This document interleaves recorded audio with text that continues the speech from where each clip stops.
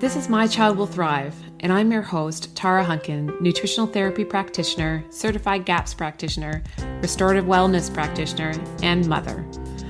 I'm thrilled to share with you the latest information, tips, resources, and tools to help you on the path to recovery for your child with ADHD, autism, sensory processing disorder, or learning disabilities. My own experiences with my daughter, combined with as much training as I can get my hands on, research I can dig into, and conferences I can attend, have helped me to develop systems and tools for parents like you who feel overwhelmed trying to help their children. So sit back as I share another great topic to help you on your journey. A quick disclaimer before we get started. My Child Will Thrive is not a substitute for working with a qualified healthcare practitioner. The information provided on this podcast is not intended to diagnose or treat your child. Please consult your healthcare practitioner before implementing any information or treatments that you have learned about on this podcast. There are many gifted, passionate, and knowledgeable practitioners with hundreds, if not thousands, of hours of study and clinical experience available to help guide you. Part of our goal is to give you the knowledge and tools you'll need to effectively advocate for your child so that you don't blindly implement each new treatment that comes along. No one knows your child better than you. No one knows your child's history like you do or can better judge what is normal or abnormal for your child. The greatest success in recovery comes from the parent being informed and asking the right questions and making the best decisions for their child in coordination with a team of qualified practitioners in different areas of specialty. Today's podcast is sponsored by the Autism, ADHD, and Sensory Processing Disorder Summit. In order to learn more about the summit and to sign up for free, please go to www.mychildwillthrive.com/summit. Hi, I'm Tara Hunkin. Welcome back to the My Child Will Thrive podcast. I'm really excited to have with me today Genia Stevens. She is the founder of the goodthingsinlife.org and the podcast named the same, The Good Things in Life. And she's going to talk to us today about how we can change our perspective on thinking about what are the good things in life for our children, and in line with how we're helping them thrive, but not just thinking anymore about just treatments and therapies that we can do to do that, but how we are doing that for them each and every day, where they're at right now, and our vision for them in the future. Before we dive into that interview, I just want to remind you, if you do enjoy this podcast, I would really appreciate it if you would subscribe and take a couple moments to review on whatever podcast platform that you listen to on. The more people that subscribe and review, the more the podcast will be seen by other parents like ourselves that are looking for ways to help their children thrive and get them the good things in life, like Genia is going to teach us how to do today. Without further ado, let's dive into that interview. Hi, everyone. I'm really excited to have with me today Genia Stevens. She is the founder of Good Things in Life for Kids with Disabilities. Genia helps kids with intellectual disabilities build inclusive lives at home, at school, and in the community. She has the Good Things in Life for Kids with Disabilities podcast and manages a community of parents of children with disabilities. Having a young sister and son with disabilities and medical complexities led her to a lifetime of training in the disability field under premier thought leaders and mentors. With more than 20,000 downloads, her podcast now gives other parents access to her world-class disability parenting education, complete with courses and membership. She's a practicing midwife and a medical advocate, currently completing her Master of Science in Evidence-Based Healthcare at the University of Oxford. She's featured in Travel Without Limits magazine, Community Living Ontario, and has as well as multiple top-rated podcasts. Genia speaks about creating positive vision for kids with disabilities, getting the good things in life through valued social roles, social capital, and medical safeguarding. And this is why I am so grateful for you to spending some time with us today, because this is something we don't always touch on the podcast here. And it's so incredibly important because in the end, My Child Will Thrive is all about finding a path for each of our kids to thrive wherever they're at this point in time in their lives. So welcome, Genia. Thank you very much, Tara. I'm thrilled to be here. So why don't we drive right in? And so you can give us obviously you have a wealth of knowledge and perspectives in this area. Why are therapies and treatments, in your opinion, limited in how they can help these out of the box kids? Yeah, so therapies and treatments are focused on remediating some aspect of what is happening for the child. And that may be very helpful. It may have some positive outcomes, but it's unlikely to fundamentally change who the person is and make them neurotypical. And what we know is that neurodivergent people in our society are often marginalized. They experience discrimination. They have a hard time finding places of belonging. And so we need additional approaches that are really focused on acceptance, belonging, relationship, and contribution to take us from where therapies end to the good things in life. Yeah, it is really important to think about that. A lot of parents, when they first come across learning about a lot of different treatments and therapies, are asking too is, I don't want to change my child. And the idea isn't about changing the child. In my opinion, it's about treatments and therapies are helping to improve their health and hopefully overall life outcomes. But in the end, our kids need to find a way to thrive as they are within the society. So I'm really looking forward to hearing some of your insights in terms of how they can do that. So with that in mind, what are some of those universal strategies to help our kids build good lives? Yeah, so one of the things that's helpful to think about are valued social roles. So social roles are the way that we be in society. It's the way we interact with each other. Our roles set up expectations for how other people see us and how we see ourselves. It's the primary way in which we understand how to interact with each other. We can think about the question that's commonly asked when two people meet, at least adults, what do you do? And we're trying to understand who is this person, who is this person based on their social roles. So there are both positive and negative social roles, and we want to focus, of course, on the positive roles. Some of the negative roles that our kids might fall into are, the role of eternal child or the role of menace, and obviously we want to avoid those. And we want to think about what are the roles that typical citizens of this age or typical people of this age have. So for our young kids, that's likely going to be primarily family roles, sister, brother, son, daughter, grandson, that type of thing. School roles, meaning the role of student, and recreational roles or interest-based roles, ballerina, drummer, hockey player, those kinds of things.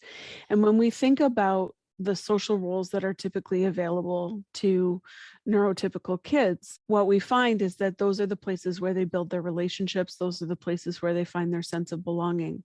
Oftentimes, what happens for kids with disabilities or neurodivergent kids is that we take a different approach.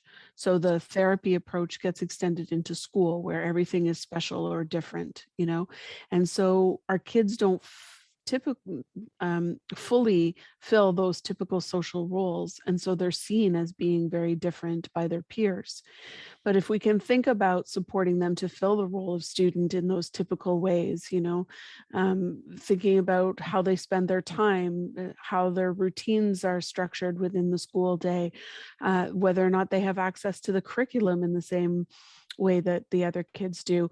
These are things that help both teachers and students to see the student as a member of the class, and it can be really helpful. So we want to be thinking about not just the therapies and interventions, but then how does a typical citizen spend their day, and what are the valued social roles that are common for this age group and for somebody who shares the strengths and interests of my son or daughter.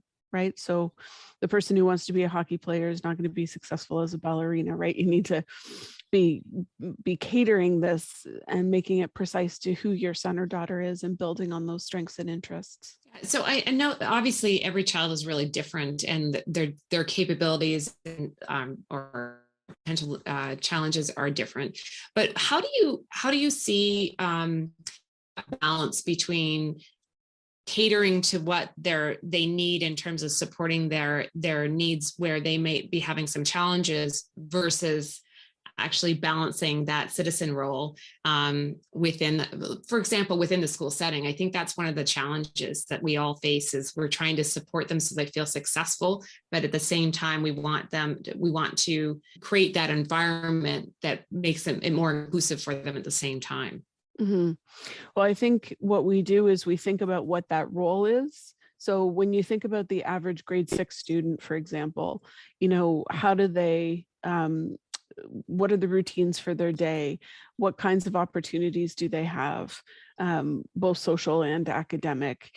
What kinds of stuff do they bring with them? What do they look like? And this is not to try and make sure every child looks exactly the same. When you look at you could look at 150 grade 6 students, they're all going to look different, but they all have the opportunity by grade 6 to have some influence over what they wear, probably. And, their backpack might have something to do with some of their interests, and so they're coming into their own, and grade 6 students typically have that opportunity to start kind of coming into their own. So you want to support that for your child as well. And academically, what are the subjects that the students are learning about? So there may be accommodations or modifications that are required in order to support that student to fill that valued social role, but you start with the role and then you bring the scaffolding and the supports in around it, as opposed to starting with the scaffolding and the supports and trying to make the role fit around that scaffolding and support. So most of us have specialists in our lives in some capacity. We have dentists, we have doctors, we've got accountants, lawyers, we have all these specialists that we bring in to provide us with the accommodations and supports that we need in order to live the lives that we want. However, all of those specialists are kept in their proper place as being in service to the life we want. And what happens often for kids with disabilities or kids that are neurodivergent is that the specialist becomes the point, or the support becomes the point. And we lose sight of the fact that the support really should be in service to the life that the child wants, or that we want for our child, given their age, and their ability to, because of their age, to participate in deciding what kind of life they want. Yeah, no, it's really, really good point that you're making, because I do think that as parents, we often get so invested in the treatment and therapy aspect, thinking that is, and especially when we're being often told that those early years are so important, that it's really easy to get the child lost in that, and finding that balance is incredibly difficult. And I love the way you flip that around in terms of thinking about the citizen and their role as a neurotypical or a typically developing child first, and then fitting everything else around it. So I think that's a really helpful perspective flip that I'm sure a lot of parents can relate to. What can you tell us about what the medical model of disability typically is that you see in the work that you do? Mm-hmm. So the medical model of disability basically says that there's something about the person themselves, something internal to the person, that requires fixing in some capacity. And within the therapy and interventions model, that is, whether it's good or bad, that is what we're doing, is we're trying to fix or improve some aspect of the child. And that has its place. There may be problems that the child has that require that kind of approach, but it falls down when it becomes the major model that we use to understand disability, because we're constantly thinking about fixing the person, and we're ignoring that the location of actually a lot of the problems and challenges that are faced by people is actually in society. It's in the attitudes of the people around them. It's in the structural barriers that our buildings and cities create.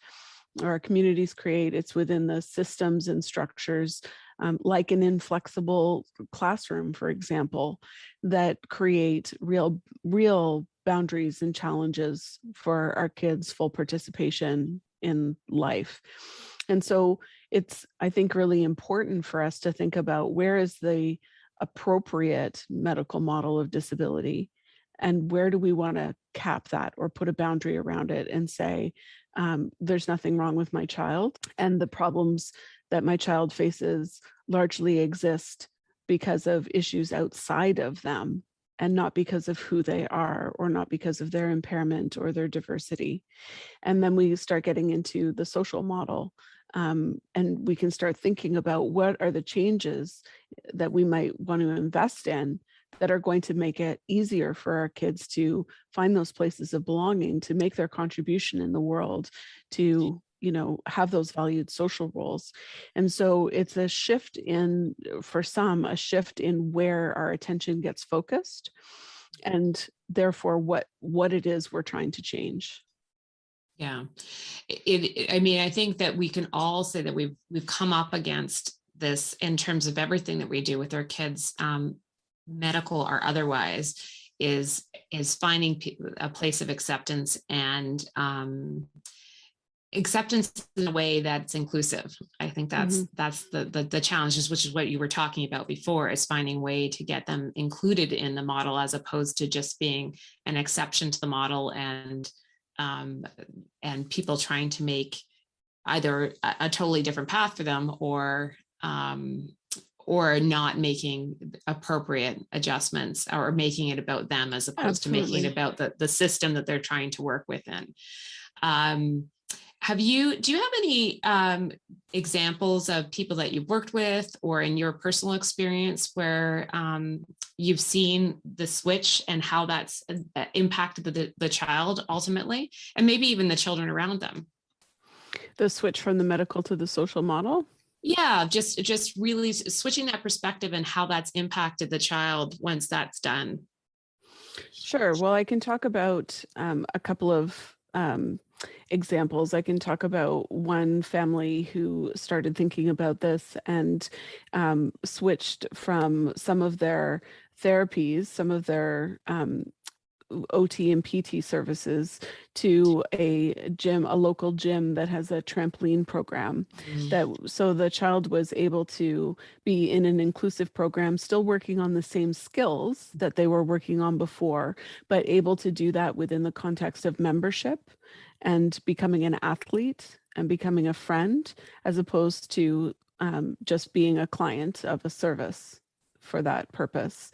I can think of another family who started thinking about enablement for independence. And so instead of thinking about supports as being something that is entirely externally provided by another person in the form of caregiving, they started adjusting their home, putting one example, this is for somebody who was older, putting a heat restriction on the shower. I'm not sure, I can't think of the right words for that, but thermostat. So a thermostat on the, thank you, on this shower, so that their son could shower independently without fear of scalding.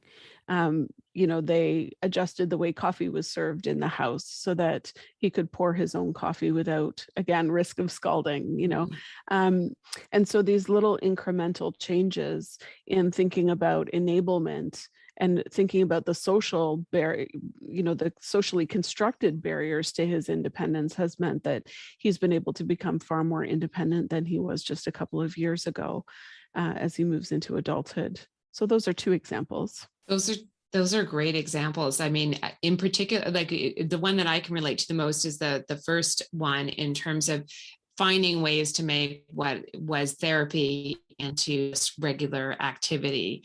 Because I think that especially as the kids get older, but even when they're younger, I mean, movement and the OT really is about movement and coordination and sensory and all those things. So you can typically find activities that will be activities that all kids do that will either enhance, I mean, if you want to continue with the therapy, but it really takes the therapy out of therapy, which is really ultimately what we need to do. Because I know Yeah. from personal experience too, that, when we start, because OTs typically will give, and so will speech language pathologists and everybody else will give you a home program that you need to implement as well. And the bottom line is that frequency and intensity and duration matters in those things, but then you become a therapist at home. So you're no longer a mom.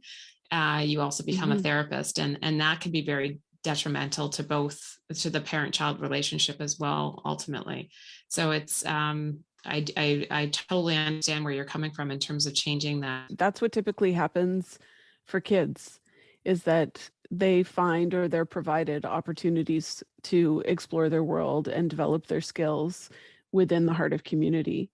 And very often, we just think about the kinds of therapies that there are. There's play therapy and music therapy and horse therapy and, art therapy. Well, those are things that all kids enjoy. And those goals can be met just in those valued social roles of artist and equestrian and musician. But often we kind of pathologize those needs in our kids, and so they get restricted in the ways that they explore those interests and the ways that they develop those skills. And the same thing happens in school. A lot of the interventions and supports that are provided in school could be provided absolutely in the classroom, depending on how the classroom is organized and how lessons are organized. And yet we have a medical model that says pull out and fix, in a one-to-one separate way. But there's nothing actually preventing that from happening in an integrated and inclusive way. Yeah, it's so true. Well, so we've talked about a number of the alternatives now. How do you define the good things in life? Like, what is your ultimate goal for these kids and these families as they're pursuing this? Yeah, well, it's really interesting. There's been some research about how different societies across time and around the world define the good things in life. And remarkably, they're pretty universal. So there are things like having a safe home, having access to healthcare, but there are also things like making a contribution, being able to explore your interests, finding love, being able to be with people who appreciate you. That's what I mean by the good things in life, are just those universal human needs. So how would you recommend parents move forward with both themselves in terms of, you've talked to us about that perspective shift, but also in educating others about how do you have these conversations with the teacher, with the family members, with the parents of the friends that maybe haven't been as inclusive? Like, how do you have those conversations to start to help change the people around us as well? Well, I think it helps to ourselves unpack as much as possible our understanding of how people typically access the good things in life. And it's through our social roles, and recognize that there isn't an alternative path. It's not like you can choose, segregated education and segregated residential options and segregated work options and expect the same outcomes. That doesn't happen. So, but that can be a challenge for us as parents to kind of have the chutzpah to be making the choices to keep our kids at the heart of community. It can be scary and overwhelming and difficult at times. So I think doing the work ourselves is important. So one of the things that people can do, which may be scientific, but I'm going to talk about it in an unscientific way, is to think really carefully about the kind of life they want for their child, and to write that vision down, and then to share it with other people. So it can be really helpful if you are talking about, I want a life where my child gets, to learn the curriculum and has friends at school and outside of school, and graduates high school and is looking at employment options in an area that they really are interested in and that builds on their strengths. And I want them to live in their own home, and I want them to have a love interest, and I want them to make contributions as a citizen. If you're presenting that kind of vision at school or to friends or to family, then you can work backwards from that. If this is what we want for our sons and daughters, then what do we need to be doing now and today in order to help them? And while therapies and interventions may be a piece of that, they have to be in service to other things we're doing to help them to actually live that life. So I think that creating and writing and sharing of a vision is one of the key steps that we can take to get allies on board. I absolutely love that, because I can imagine too, at different phases as your child progresses, that you can involve them obviously in terms of what do they want for themselves. Absolutely. As they get older as well, and they may have a vision for just now when they're young. They tend to have that just now, that but that's super helpful too, because typically what I've found is that people want to help, they just don't know how to. Mm-hmm. And they don't know what your child might be capable of necessarily, and they need help seeing that, and seeing them in that role as well. So that sounds like a amazing exercise that we can all go through no matter where we are on the journey with our Absolutely. kids right now. Yeah. I can't tell you how grateful I am actually that we met, and that I've been able to have you here to talk about this. I encourage people to subscribe to Genia's podcast, but she also has a something to give to you today for free. Could you want to just describe what that is, and then we'll tell people where they can get it? Sure. So we have a package of 8 social media posts for people to, as we were just talking about, reach out to other people and say, listen, this is what we are thinking about. This is what we're working on. This is the vision that we have for our child's life. And so the posts include statements and remarks of encouragement, and you can access those at goodthingsinlife.org/posts. Wonderful. Well, we'll make sure we have the link both to your podcast and your website, and obviously those free posts for everybody, because I think that's a really great way to start introduce that conversation to the people around us about what our children are capable of and the lives that we are striving to achieve for them and with them. Thank you so much for your time today, Genia, and I can't wait to see all the other great things that come from this conversation and the work that you do over at the Good Things in Life. Thank you so much, Tara. So that's a wrap. Thanks for joining me this week on My Child Will Thrive. I'm so passionate about giving you the tools and information you need to help your child recover. And as they say, it takes a village, so join us in the My Child Will Thrive Village Facebook group, where you can meet like-minded parents and stay up to date on everything we have going on at My Child Will Thrive. This is Tara Hunkin, and I'll catch you on the next podcast or over at mychildwillthrive.com.